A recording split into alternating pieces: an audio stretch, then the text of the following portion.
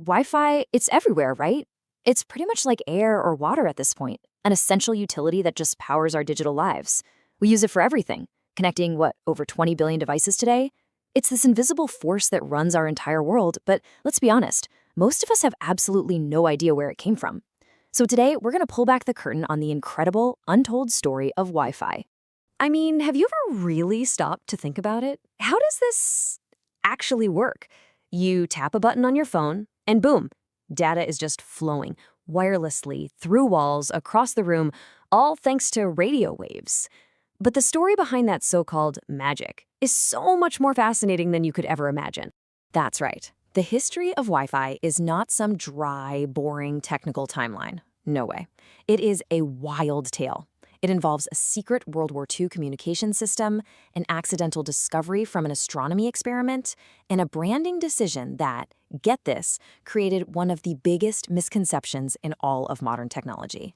Okay, so to really understand Wi-Fi, we've got to go back, way back. We have to piece together some incredibly disconnected events. These are the fundamental building blocks that, over decades, would finally come together to create the wireless world we all live in today. Now, what's so wild about this timeline is how these pieces came from completely different worlds. You've got a wartime patent that gave us the blueprint for secure signals. Then you have an island network that proved you could send data through the air. The government then opens up these radio frequencies for everybody to use. And finally, astronomers who accidentally solved a huge signal problem. None of them knew it at the time, but they were all laying the groundwork for a revolution. So let's start with one of the most unbelievable origin points. Long before she was known as an inventor, Hedy Lamarr was a massive Hollywood star. But during World War II, she co-invented a system to make radio-guided torpedoes impossible to jam. And her secret was to make the signal rapidly jump between a whole bunch of different frequencies. And that is the core concept right there. By constantly changing the channel, the signal becomes super secure and really resilient to interference. Now, the Navy didn't actually use her patent back then, but this exact principle, this idea of spread spectrum communication, is now the technological cornerstone of secure wireless systems we use every single day, like Wi-Fi and Bluetooth. So the technology was brewing for decades, right? But how did it get that famous name? Well, let's fast forward to 1999. The first popular version of the wireless standard was finally ready, but it had a major marketing problem. The official name was IEEE 802.11b Direct Sequence. Yeah, not exactly something that rolls off the tongue, is it? The group of companies behind it, this group called the Wi-Fi Alliance, they knew they needed something way better if they wanted this technology to actually go mainstream. So what did they do? They hired a big-time brand consulting firm called Interbrand to solve this exact problem. Their whole job was to come up with a consumer-friendly name for this revolutionary, but let's face it, incredibly nerdy technology. And here it is, the big reveal. Interbrand came up with Wi-Fi as a simple, catchy pun on hi-fi. That's it. And despite what millions, maybe billions of people believe, it has never stood for wireless fidelity. That was just a tagline the Alliance used for a little while, and it created all this confusion. The name itself, just a brilliant piece of marketing. So once the brand was in place, the race was on. From this point forward, the story of Wi-Fi is really a story about a relentless, obsessive pursuit of speed and efficiency, with each new generation being a massive leap forward. Just look at this growth. I mean, it's exponential. We went from 11 megabits per second in 1999 to a theoretical maximum of 40 gigabits per second with Wi-Fi 7 today. That is not just an improvement, that's a complete transformation of what's possible. And it's all driven by some seriously clever engineering. So how'd they do it? Well, let's use some simple analogies. Wi-Fi 4 brought in this thing called MIMO, which is kind of like growing extra arms to carry more data all at the same time using multiple antennas.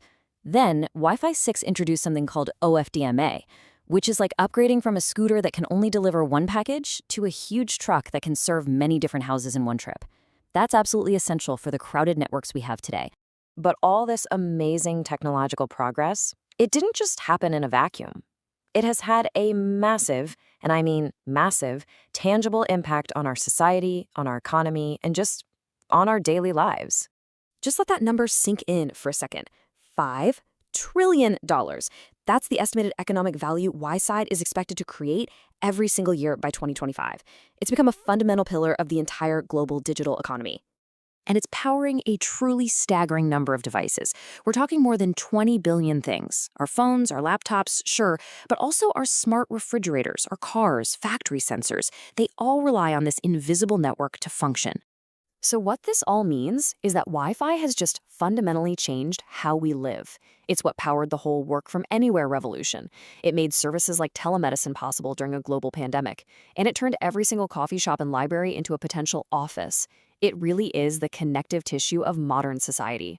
But hey, this story is far from over. The evolution of Wi-Fi is now entering a new and, I think, even more exciting phase. The goal is shifting from just pure speed to something much, much smarter. Yeah, the whole focus has shifted dramatically. In the past, it was all about one thing: speed, speed, speed. Then, with Wi-Fi 6, the goal became efficiency, making things work better when tons of devices are connected. But the future is all about making Wi-Fi incredibly reliable and truly intelligent. So when we look ahead, Wi-Fi 8 isn't just going to be about faster downloads for movies. It's about delivering super predictable, reliable performance for critical things like robotics or augmented reality. Our networks will start using AI to manage themselves. And eventually, Wi-Fi will just merge with cellular and satellite to create this single, unified blanket of connectivity that covers the entire planet. And this brings us to one final, pretty mind-bending thought. The future of Wi-Fi isn't just about connecting our gadgets to the internet anymore. It's about turning the network itself into a sensor, a system that's actually aware of its environment. So what new possibilities will that unlock? Well, that's the question that's driving the next chapter of this incredible story. Don't forget to like and subscribe for more How Meets History.